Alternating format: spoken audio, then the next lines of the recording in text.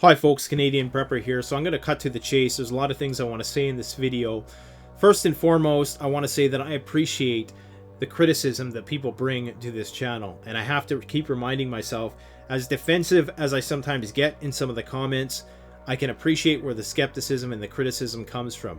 You have been marketed your entire life by people who don't actually utilize what they endorse, meaning that they're trying to sell you things that they themselves wouldn't use in order to make a quick buck. And you're viewing my channel through that lens. And I can totally understand that, because 4 years ago, before I ever shook the hand of the Silky Saw owner, I was there using Silky Saws. I was a Silky Saw fanboy. But at the same time, I was somebody who was on these channels. I was very suspect of the motives of gear reviewers on YouTube, because I didn't really know anything about it. It's not until you get there that you really understand how it works. But my motto is that I will not, absolutely not, sell anything in my store at CanadianPreparedness.com that I myself would not rely on. So you're not going to find anything there when I eventually open my new website. I already have a website, but it's kind of ticky-tacky. My buddy over at City Prepping is helping me build an actual good website, so stay tuned for that. But nothing on that website is not going to be things that I personally don't rely on. There's 1,001 products out there that I could just sell to people. Believe me, there's a lot of real sellouts in this industry. A lot of them are faceless. They have these anonymous social media profiles. They're not the people that you think on YouTube. Nobody's making money hand over fist doing this. Look, if I wanted to, I could sell bow saws. The fact is, I haven't had any good reason to think or believe that they're better than Silky Saws. Just like those 23 points I laid out in my last video. And yes, this is why I'm making this video today, because I had a lot of justifiably critical comments. Now that I think about it in hindsight, at first I was a little put off, but when you think about it, you're watching a video which was sponsored by Silky Saws, and it's showing you how Silky Saws are better than bow saws. But the point I was trying to make in that video is that I was an advocate of Silky Saws long before I ever was a person who sold Silky Saws. If you guys remember, I didn't start selling Silky Saws until maybe 4 or 5 months ago. The channel has been running for almost 4 years, and I made several fanboy videos prior to that. So the thing you need to realize about Silky too is that Silky as a company, man, they got a lot of history. They have a lot of integrity. It's a family run business that's been passed down several generations. And the business started in 1919, I believe. They're coming on to their 100-year anniversary. And I've shook the hand and spent a day with the owner of the company, Shozo. And really, really cool guy. You know, like somebody, you know, likes to travel, likes to just meet new people, learn new things. He's interested in the prepping and survival market for obvious reasons. He's a businessman also. But they take great pride in the saws that they make. And a lot of these knockoffs, I know people come on and say, well, yeah, Silky's not the only game in town in terms of those saws, but a lot of these saw manufacturers, you don't realize it, but they're actually copying the patented designs of Silky Saws. Most of them don't have the impulse hardening techniques built in to their saws, and they don't have all the experience, you know, with making the saws, and they certainly don't have the 100 different types of variations of saws that Silky has. And before I forget, there was a comment made on that video. Somebody I'm going to call out later in this video, if I can even remember the name, but I might just call them out generally speaking.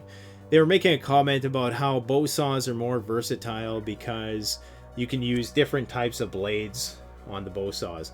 I just want to let you know that if you have a Silky big boy saw, there are many different types of blades that you can put on that saw that have different TPIs, what's known as teeth per inch, and it's going to allow you to cut different types of wood.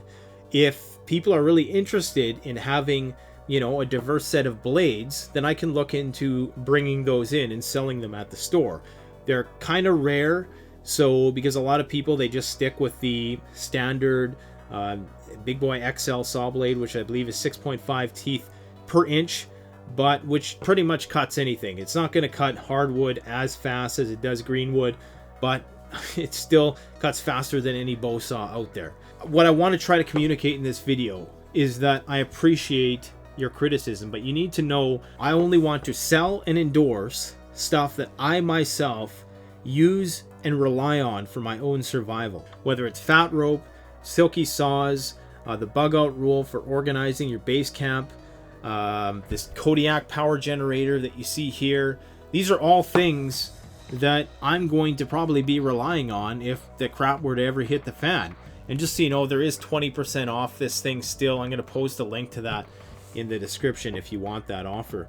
But I'm only trying to market things to people that I myself am using. And I can understand, because people have been conditioned their whole lives. They've been sold and marketed things by people who don't actually use the stuff that they're promoting. They're just doing it for a paycheck. So, you know, all the athletes who, I don't know, endorse like Coca-Cola or Gatorade or something like that, they're doing it for a paycheck. So I can understand why people are generally quite suspect when it comes to things like that video I just did where it was sponsored by Silky and I'm trashing bow saws. But that's just the facts. That's the reason why I jumped on the Silky bandwagon. So I just want to say right now that I'm willing to challenge, physically challenge, any proprietor of bow saws or anybody who endorses bow saws. And I just say that in general. There's dozens of companies that make these bow saws. If you really believe in that technology and you want to put it to the test, maybe we can make it happen. Maybe I can get Silky to fly me down somewhere. We can get together a little camera crew or something like that, and we can just go to town. It doesn't have to be like a, you know, an aggressive type thing. It can just be, you know, we can make a fun day or two of it and see what happens. And if it turns out that bow saws are superior in some aspect, because we sure as hell know that they ain't superior in most aspects, but if it turns out that, you know, there's something I've overlooked and there's a bow saw out there that really gives the Silky saw lineup a run for its money, then hey, I'm definitely going to be looking into that. I'm not going to keep that from people just because I'm selling Silky Saws. If anything, I'll just start selling those because that's the best, and I want my viewers to have the best. That's the thing. I think we've been conditioned to believe that everybody who's in business is just out for themselves, and that's not the case with me. I'm a genuine, bona fide prepper. I think I've proven that with the 500 videos I've done, which have approached the topic from every possible which way, in ways that, you know, nobody else has, you know. So, and I'm not saying that to be arrogant, it's just the truth.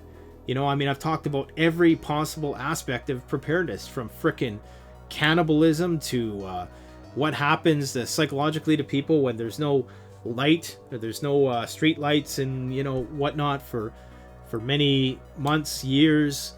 You know, I mean, I've talked about every aspect of, I can't even think about how many topics I've approached on this channel. So, but I understand though, I still can sympathize with those naysayers out there. I want you to know though that this means a lot to me. This right here. Not because I'm anti-China. I have absolutely nothing against China. It's, for one, it's easier for me to keep tabs on what's going on. Once you send your product over there, you don't know what's going on with it. You don't know who's replicating it. Before you know it, within 2 weeks, it's already on AliExpress. So that's why I'm reluctant to send the bug out roll over there. But it's also just to show people that I could easily make a lot more money on these bug out rolls by sending it overseas, and they would whip me up a batch of 1,000 of those things, and I could make insane profit margins. But I don't do that, actually, and that's not entirely true, because to get the actual materials that it's going to take, it's still going to be, I'm not going to be making, you know, money hand over fist even if I do that, because to use that many YKK number 10 zippers, to use the 1000D Cordura and all that other stuff, it costs money to do that. But the thing is, if you could do it in a place where there's 500 workers compared to The places where I'm using now, where there's 25 workers, 5 workers, and I think the one place I was looking into had 100 workers in Ontario, but their minimum wage is 15 bucks an hour. So it's hard to do business in Canada. So I've tried my best to keep the prices reasonable. People who, I should probably do a dedicated video about why the bug out roll is so expensive to make, but without getting too specific, I can tell you that the profit margins on it are just borderline to keep the business afloat right now. I've been told that I should be selling it for 50, 60, 70 bucks more, even 100 bucks more. But I don't, because I want it to be within the common man's grasp, and I want to keep it made in Canada. Now, what I've done though is I found a way to make a bug out roll which is just as functional, but doesn't have the modular aspect. It doesn't have the compartment array where you have the little pockets and stuff like that in the center column there. It's just a straight 8-panel vinyl system, and I'm going to show you some images overlaid here. And I'm calling it the pack roll. This is it here. So it's made of a kind of like a dry bag material, only it's ripstop. It's called a Tearmaster PVC type material. Very heavy duty. It's very similar to the stuff that the Monowalker bag is made out of, the one that's made in Germany. And it's rock solid, man. Rock solid. This thing actually weighs about, I think it weighs about 4 pounds when there's nothing in it. So I mean, this thing is built like a tank. And I'm going to show you some images overlay. I'm not going to ruin it because I'm going to actually do a more in-depth review on that unit. But I actually think lots of people are going to like that one.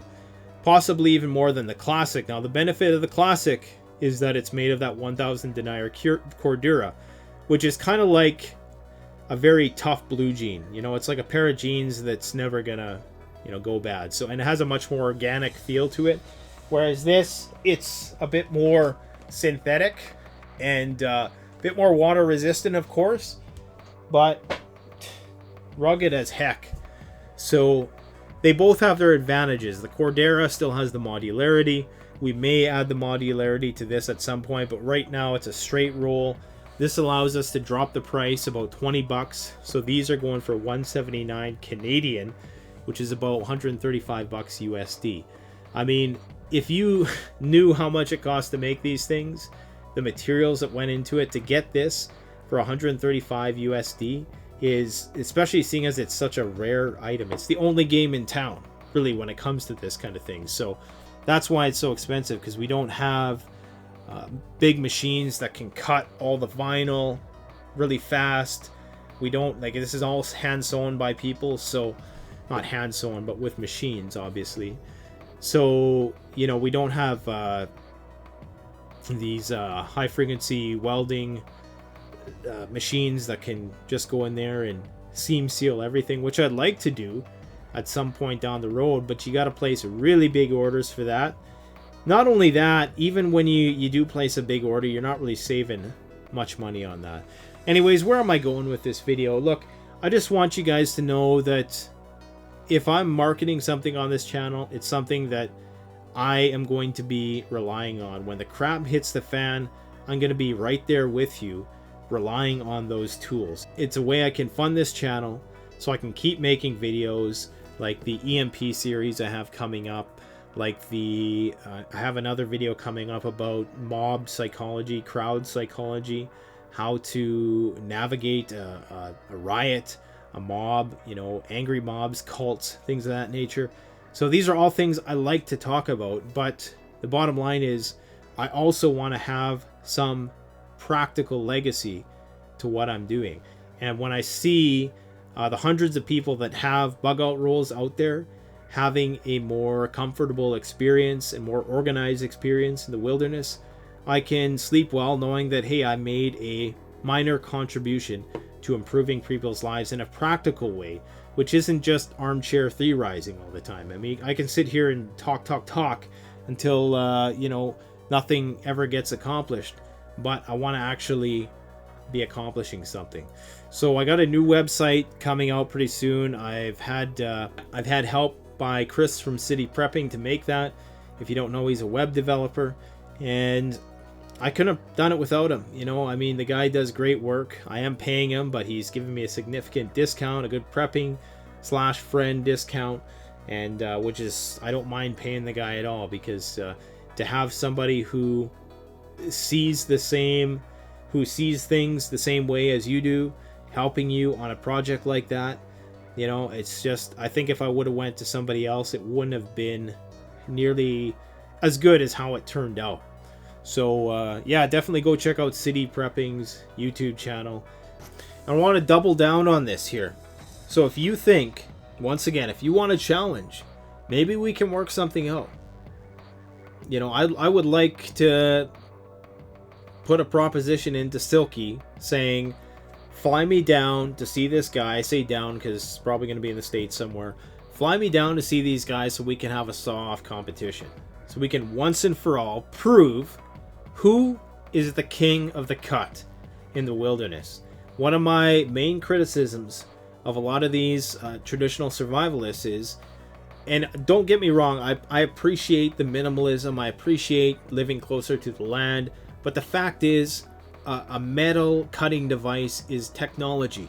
They cling to the 19th century technology as if it's not technology, as if it's more natural, when the fact is a lot of those bow saw blades are probably just crusty old scrap Chinese metal, which is melted down and, you know, sold back to people here in the US. A lot of people would rather cling to some romantic bushcraft fantasy where they're living in the 19th century than to actually get out there and get things done. And you know what? If the crap ever hit the fan and you had to cut wood for your family, and you could look across the room and you seen a Katana Boy or a Big Boy 2000 or a whatchamacallit, Sugawaza, a Zubat, a Segoy, and then you seen a hacksaw next to it, you really think you're going to be out there playing bushcraft when you got to heat your home? You're not. This is the thing, is that when the crap actually does hit the fan, people are going to want tools that can get the job done. And if you're going to forego modern technology for the sake of, I don't know, living in some 19th century fantasy, you're going to be drastically limiting yourself, and you may even get yourself and others around you killed. So all I can say is embrace the technology, because it's all technology. Anything that ain't 100% primitive, if it's made out of metal, it's all on the same playing field, if you ask me. I know there was one criticism that, well, Silky Saws can only be sharpened with a special file. Well, get the special file. If you guys want me to start selling that file, I will. I've never had to use it, and I've used my big boy to actually do lots of work, not just to, you know, piss around the campsite and feather stick and this and that. I actually use it to cut copious amounts of wood to stay warm. Still haven't had to sharpen it. Razor sharp teeth. Anyways, I've rambled on long enough here. I just want you to know where I stand with these things. And if you have any other questions about why I promote these products that I do on this channel, feel free to ask.